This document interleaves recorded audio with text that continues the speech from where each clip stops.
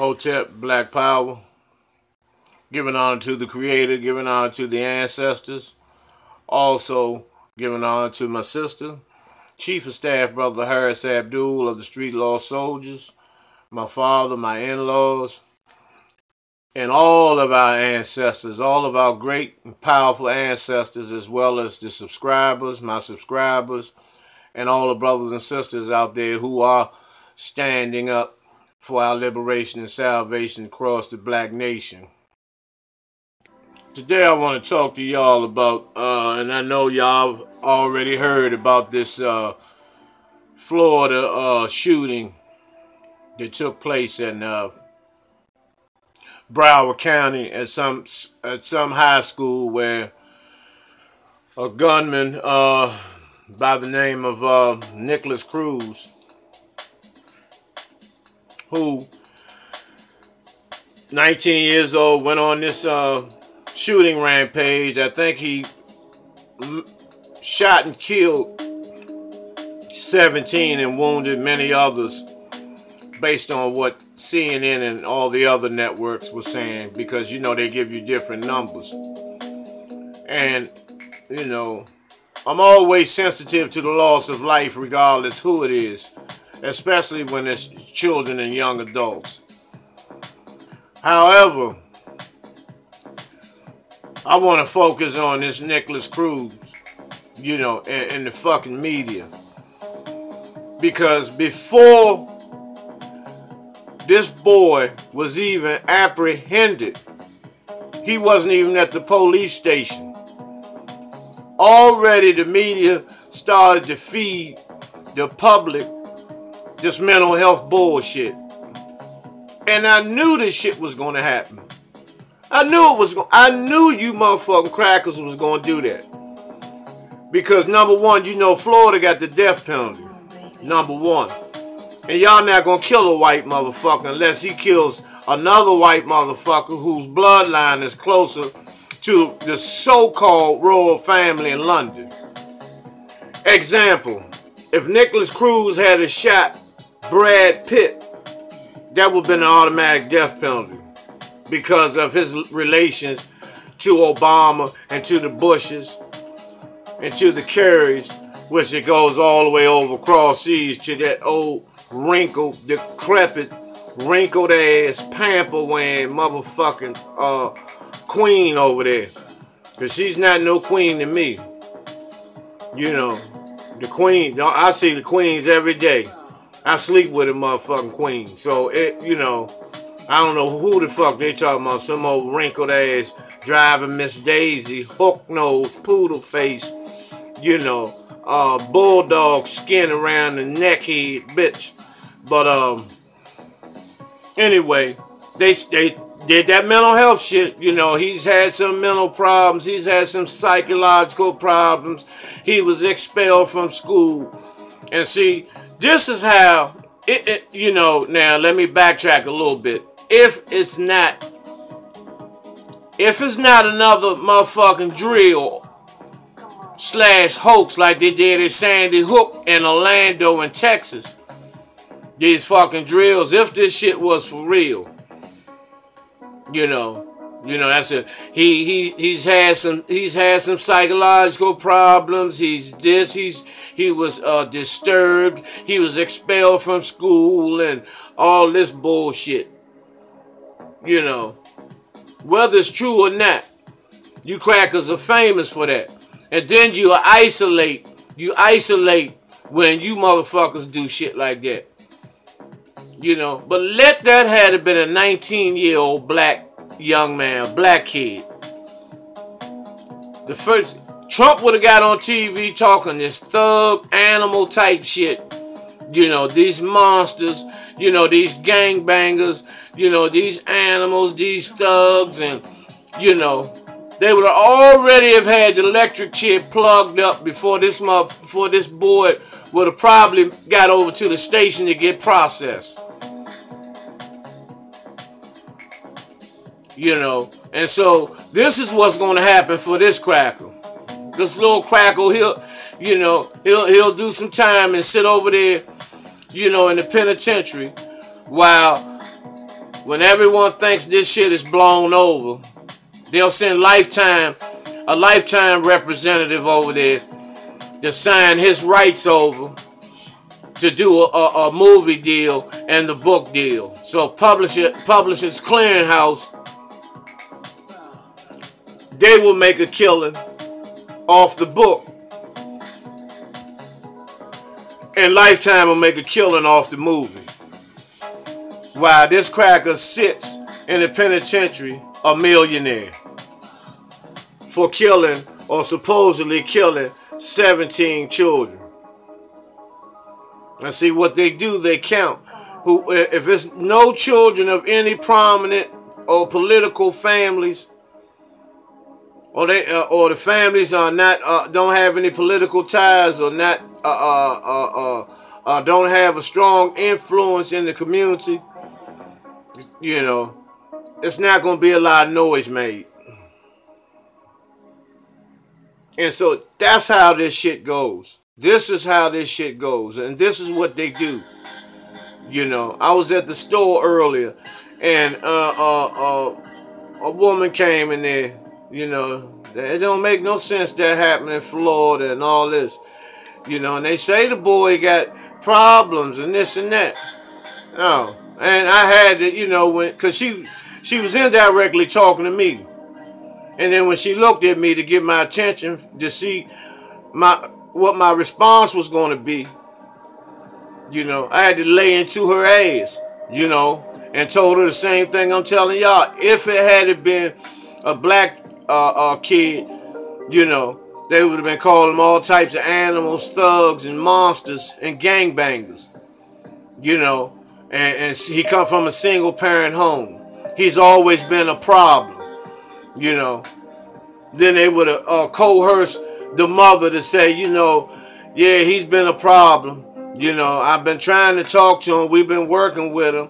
You know, he's had mentors and all this. See, this is how they program shit before it takes off, so they can be prepared for any backlash from anyone with some sense that will come at their asses.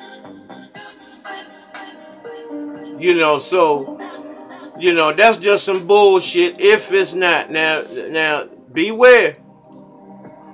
Beware. Don't be surprised 3 years from now if you hear nothing about this again. Have you heard anything about the 50 people that were murdered in Orlando at the nightclub? You don't hear anything about that. You don't hear anything about the Dallas shooting. You don't hear anything about the Sandy Hook shooting. Nothing.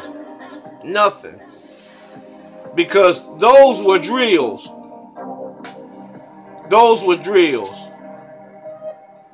To see how, you know, how quick responses will be in case of any type of insurrection. Because for real, deep down inside, they're preparing for street wars, which regarding to race.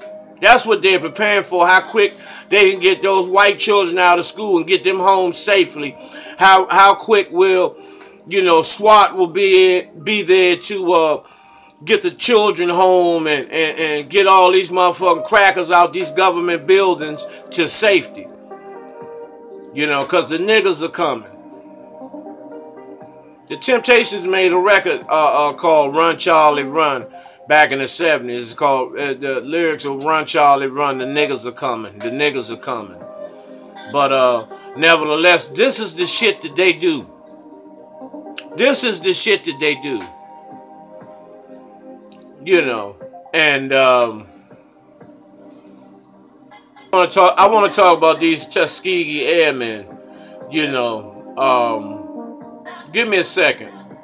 Yeah, I want to talk about these Tuskegee Airmen and how they were, you know, fucked around so bad, and a lot of people don't know. They don't realize the severity and the hell that they went through. But not only them, the World War II black soldiers went through more. And the Tuskegee Airmen, after fighting in the air, 30,000 feet in these planes, you know, fighting at 400 miles an hour, these planes, they would, when they land and it was time to eat, the German soldiers, the motherfucking prisoners, the enemies, would be escorted to eat in the dining hall with the other white soldiers, while the black soldiers had to eat in the back of the fucking mess hall. You know, that's just one of the foul, demonic fucking rules that this motherfucking cracker, you know, made as they went along. You know, but the Tuskegee Airmen were bad, you know. You know, and the thing about it, the brothers were handsome brothers. They looked good in their uniforms.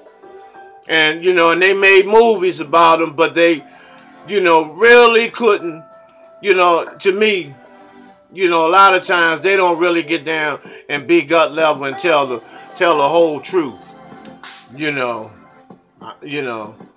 And the movie Red Tails, they've attempted to, you know, put some things out there, you know, to describe some of the things that those brothers went through, you know. And, you know, they were also very, very smart. They knew how to read longitude, you know, latitude, altitude. They knew all of that. Very, very intelligent.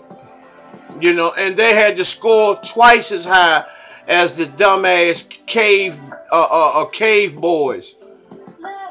You know, because the white man, you know, that knucklehead Ice Ape, you know, scored very, very low, you know, on these SSTs and these aviation written tests that they were, that was mandatory for them to take.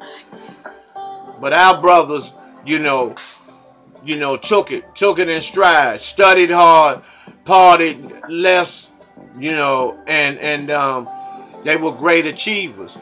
However, you know, there was one man who they don't talk about much, you know, and that's Captain Roscoe Brown. You know, and I'm going to explain something about Roscoe Brown. He let me see, let me check my notes and let me you know, he had 18 confirmed kills, meaning he knocked down 18 motherfucking German planes. Blew 18 of Hitler's motherfucking planes up by itself. You know, at 30,000 feet, with the temperature being 70 below degrees Fahrenheit, with 50 caliber shells, opposed to everyone else having cannons in their fucking as weaponry on their planes. You know, and that was 450 miles from the base. You know, and that was Captain Roscoe Brown, who ended up being a professor at a New York university. He just recently passed. I believe he passed about less than a year ago. He was in his 90s. Very, very intelligent brother. Very highly intelligent. But they don't talk about him. And what they're trying to do, Ron Hurd and other individuals are trying to do, is get an airport named after him. Because, you know, Butch O'Hare, who didn't do half as much as Captain Roscoe Brown done, they named the airport in Chicago after him. O'Hare Airport, International Airport. You know, after Butch O'Hare, this ice ape who couldn't even lace Captain Brown's shoe up. And see, some of these things we don't know about. Our babies are not aware of. You know, and these are the things we need to teach our children. You know. You know, and they weren't bullshitting. You know, they were knocking shit down. You know. Now, but once again, you know, if you see something concerning Roscoe Brown files petitioning to get an airport named after him, please support. Please support, sign the petitions so we can honor that brother for what that brother done, the work that he put in.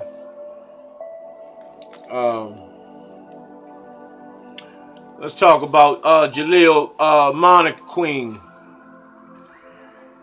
This brother was convicted in 1971.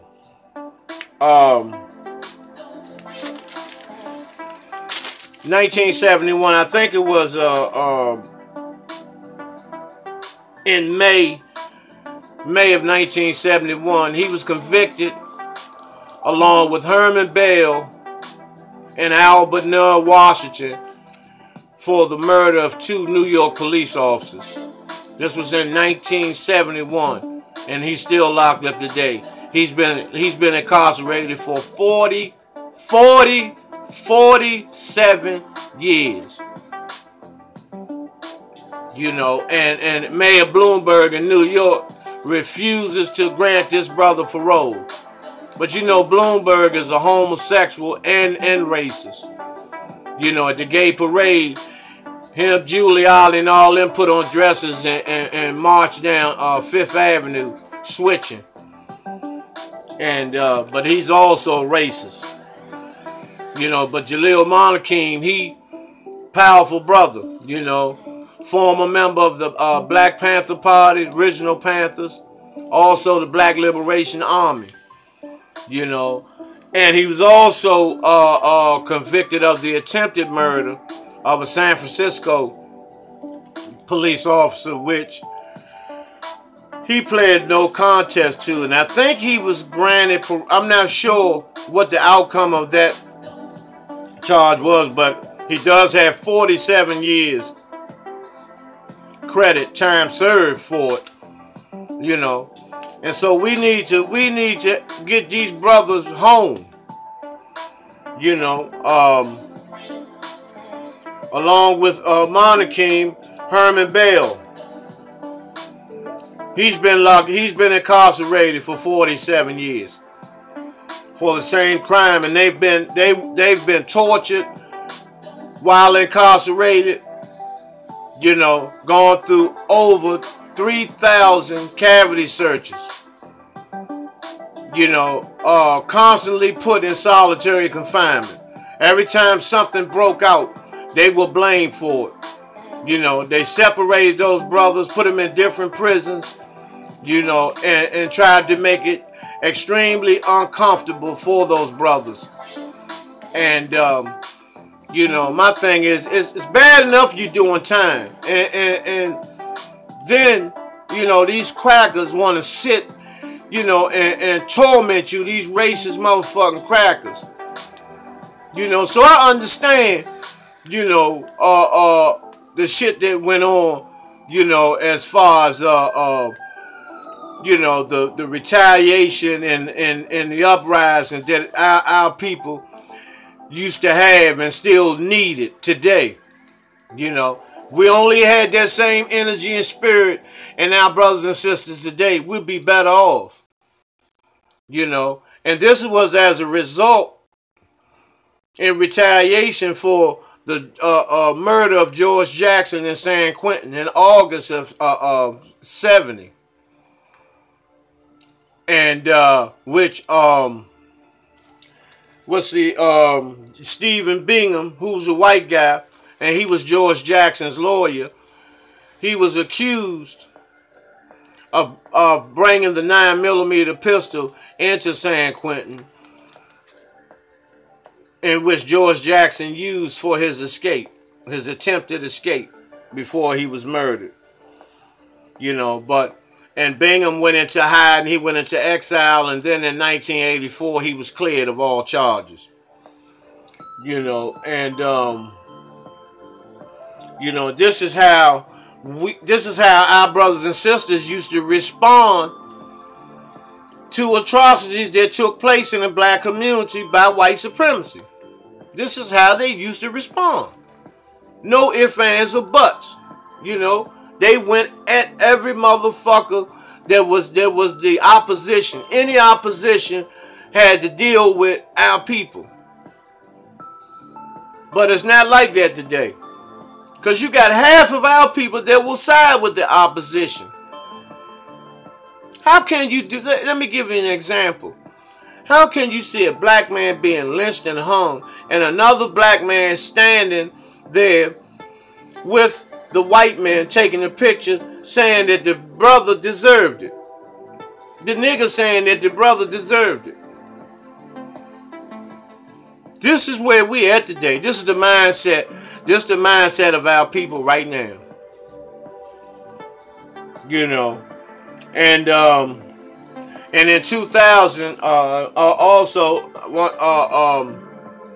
Albert Washington, you know, who also did, well, he didn't quite make it to 47 years because unfortunately, in 2000, you know, he succumbed to liver cancer while incarcerated. And so, you know, may he rest in power. And may his spirit of warriorism, you know, continue, you know, to march on, you know, and may you continue to look out for us, brother, and send us your energies so we can carry the torch and keep moving and fighting for our liberation. I want to talk about something that we haven't talked about in a while.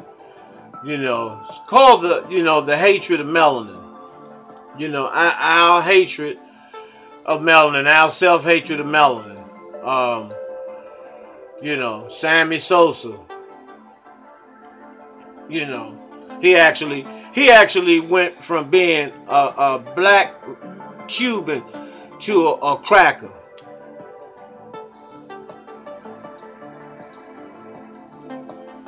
You know, even Beyonce, she was dark-skinned. She was dark-skinned at one time. You know, and this is the self-hatred that goes on in the black community. This is the self-hatred that we deal with in the black community. This is, you know, and our babies look up to these people. You know, and they teach them that, you know, being yourself, you know, is ugly. Being black is ugly.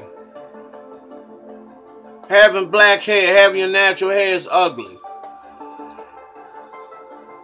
You know, and even Michael Jackson, who you know, who I got much love for.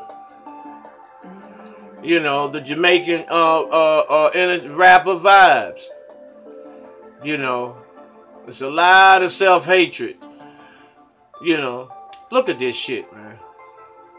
You know, motherfuckers look like freaks of nature. Frankenstein experiments. You know, Vivica Fox. You know, looks chiseled. You know, like in the face like a motherfucking boxer. You know. And you know, and all that cougar shit, you know, all that cougar bullshit, and you know, that's not what's happening.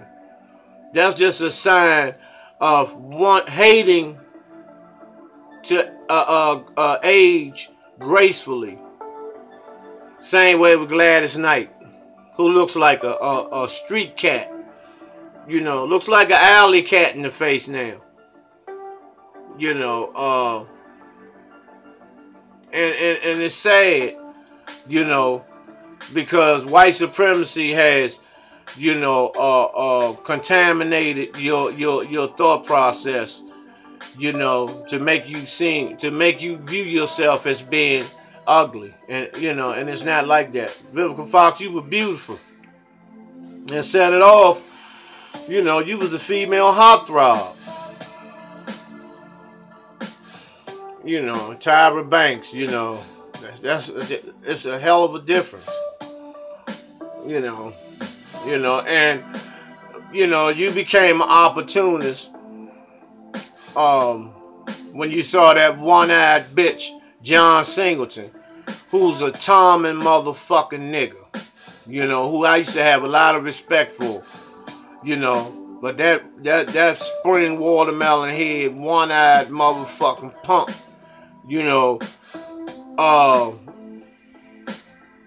refused to do the Emmett Till movie, you know, which Taraji P. Henson and others were literally begging him, you know, to direct, you know, almost 7-8 years ago. You know, but he can make this ignorant bullshit. You know, and then when he was messing with Tyra Banks, she used him. She took him to the bank, you know, and wrung his ass out. And went on and took John Singleton's money and split it with the motherfucking white men that she fucks. Because Tyra Banks is an opportunist. She's a white man's cum-drinking slut.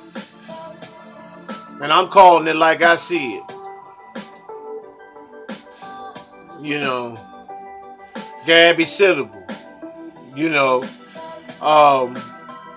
she played in Precious. Phenomenal role, phenomenal acting. I hated the role that she played. You know, and I get sick of them. You know, Lee Daniels. You know, looking at her like she's fat, black, and ugly. You know, because apparently that's what happened. Because that's how he made her seem in the movie. You know, that she would lay up with her father and get pregnant by her father and all this type of shit. And they talk about, you know, Monique had the nerve to say this is the shit that goes on in the black community. I don't know what community you live in. Even though you come from Baltimore, which you may be right, because Baltimore is the number one in the country for incest in the black community. Yeah, you may be right. You know, but then, you know, she went and, you know, I could see, you know, her going through some minor liposuction. She may want to get down and get some of that fat and pizza crust and steak and cheese and chitlins from around her arteries around her heart. But, you know, to lighten yourself, y'all have to understand, blacker the berry, the sweeter the juice. You know, the darker the flesh, the deeper the root. You gotta listen to what Punk was trying to tell y'all. You know, but you know, you want to be a big ass white girl, you know, and which I don't understand, you know, because you gotta think for white boys too, you know. Lil' Kim, who was gorgeous at one time.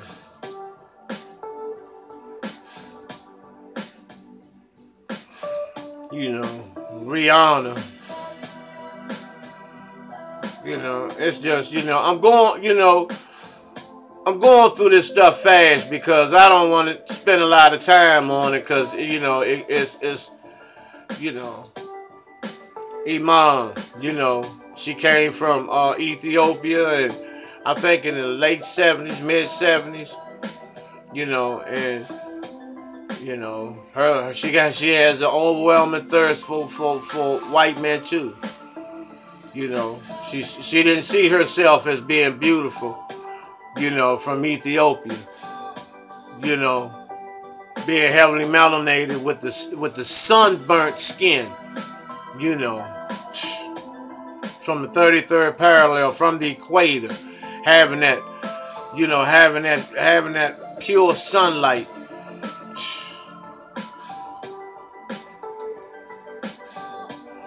LaToya Jackson. You know, she looks like a pet cat. You know, and once again, she has overwhelming thirst. You know, for the European too. She was messing with Tommy Mottola and some other so-called Italians, you know, who can't stand niggas. And then she suffered abuse. He was whooping her ass, you know, every Friday. You know. Come on over here, Toy, and suck on the cock, you mooly bitch, you eggplant, you know. And they can't see this shit. They think that these motherfuckers that they fuck with are exceptional from the average motherfucking racist motherfucking spick, you know, the guineas and any of them motherfuckers, the gooks, you know. They think the ones that they pick are not like the rest. When in fact that, you know, and nothing has changed. When I say that, you know, the chain gang is no different than, you know, 1515 coming off the ships, you know, in Jamestown, you know, or getting beat from Elmina, slave castles in Ghana, going through the door no return, and getting on the ships for that five-month voyage of watching people die, people having bowel movements on your legs, people urinating on you, vomit, people dying, people screaming and hollering because they are so hungry. You know, that men were crying from being so hungry. And then when they threw the slop down there and made us fight one another for it. By the time that process ended, we were going against each other by the time the boat docked at Jamestown.